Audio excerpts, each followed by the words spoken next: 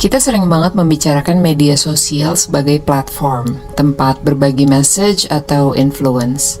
Tapi buat casual user, kan media sosial itu gunanya untuk bersosialisasi atau menceritakan social life-nya ya. Dan bagian ini yang membuat saya lumayan sedih. Karena di perayaan tahunan ini, kita melihat orang-orang saling posting, merayakan dengan teman-teman yang kita kenal juga, dan saya kesepian. Tapi saya kan individu rasional ya, yang kadang-kadang dibilang inspirasional. Jadi coba saya pecahkan perasaan ini. Kenapa kesepian itu perasaan yang sangat kuat? Yang pertama, karena melihat orang lain, teman-teman kita saling bersosialisasi, membuat kita merasa ketinggalan. Jadi hidup orang lain berjalan terus dan hidup kita tidak berjalan. Tidak berpengaruh apakah kita sendiri punya perkembangan diri atau pencapaian, perasaan left out itu sangat kuat. Makanya kalau ada yang ketemuan gak ngajak-ngajak, itu bisa jadi drama.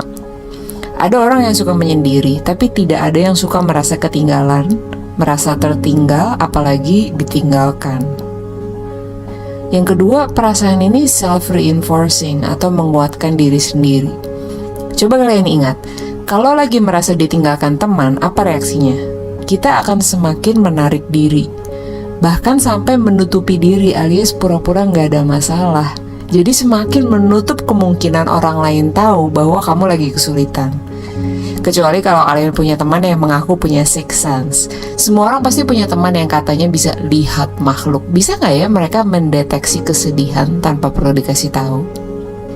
Yang ketiga, argumen kenapa nggak reach out aja sama orang lain? Ketahuilah bahwa orang yang bisa bertanya seperti itu tidak bisa membayangkan bahwa ada orang yang tidak bisa begitu saja reach out ke orang lain. Percayalah, orang-orang seperti itu ada. Tingkat kesulitannya mungkin beda-beda. Kalau saya masuk restoran dan nggak ada yang datengin bawa menu, maka saya akan terus duduk diam menunggu. Kenapa nggak panggil aja orangnya? Karena tidak bisa. Bukan begitu caranya.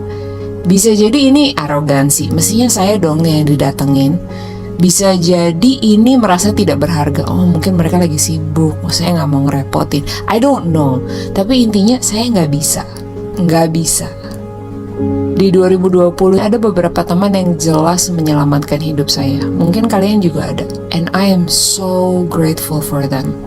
Saya belajar vulnerable, menceritakan hal-hal pribadi yang belum pernah saya share sebelumnya ke orang lain. Saya memberanikan diri meminta waktu orang untuk bicara.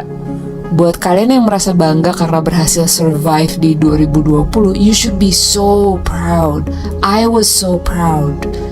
And yet, di pergantian tahun ini rasanya kayak going back to square one. Saya sudah kehabisan keberanian untuk minta ngobrol, seolah waktu saya yang paling penting sendiri. Kan orang lain punya masalah mereka sendiri juga. Ada teman-teman yang saya anggap sangat dekat, yang saya sadari bahwa praktis 12 bulan saya tidak pernah lagi ngobrol dengan mereka. Dan saya nggak tahu harus gimana sekarang. Masa teman-teman itu tahu-tahu saya ajak ngobrol? Manuel Rivas mengatakan bahwa susahnya kesedihan berat adalah perasaan itu tidak muat di dalam tubuhmu. Because whatever this is, it doesn't feel like living. Loneliness is an absolute discovery. Remember, kita kan individu rasional ya. Jadi saya nggak tahu apakah kalian setuju atau tidak, tapi buat saya, secara objektif, saya tidak melihat ada jalan keluar. Isunya terlalu mendalam dan akar masalahnya menjadi penghalang utama dalam pemecahan masalah.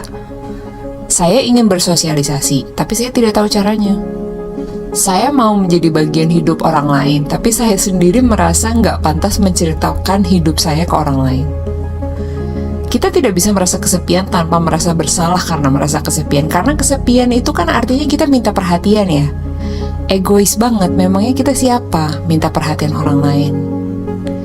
Whatever this is, it doesn't feel like living. But, life will go on. Kalau kesedihan itu tidak muat dalam tubuhmu, keluarkan. Please talk to someone. Gak harus membicarakan isunya, yang penting tidak tenggelam dalam suara negatif sendiri.